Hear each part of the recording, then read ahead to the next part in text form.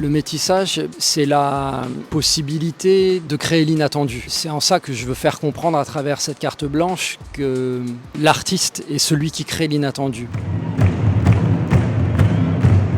Tu as habillé les douches de tes consonnes origines. Tu vois, tu seras toujours là.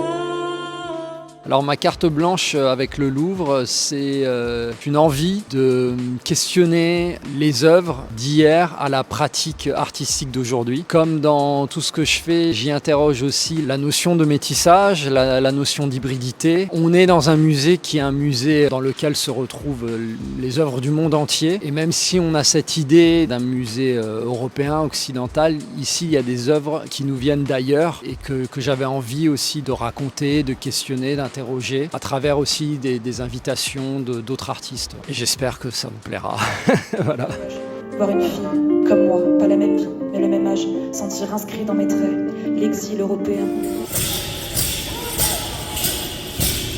Le Louvre signifie pour moi Paris. Tout simplement, c'est un musée où j'ai l'habitude de venir depuis de longues années et je dirais même que c'est la continuité de la ville. Je rentre et je sors du musée depuis la station de métro et donc c'est presque un lieu de vie, un lieu de déambulation. Il y a beaucoup d'œuvres qui me parlent. Bon, j'ai quand même un faible pour celle qui est derrière moi, le radeau de la Méduse, de par son histoire, de par ses proportions, de par sa composition que je trouve juste folle et sa symbolique. Et je le trouve très contemporain ce tableau. Finalement, il y a la détresse de l'humanité, les périls, la mort, le naufrage. Donc ça raconte notre monde. Et puis il y a aussi l'espoir, la possibilité de survie avec cet esclave qui domine le tableau, qui porte sa main vers ce large où on aperçoit un navire sauveteur. Donc bon, ça raconte notre époque aussi, de façon très troublante. Et je pense que c'est pour toutes ces raisons-là que j'aime le radeau de la Méduse.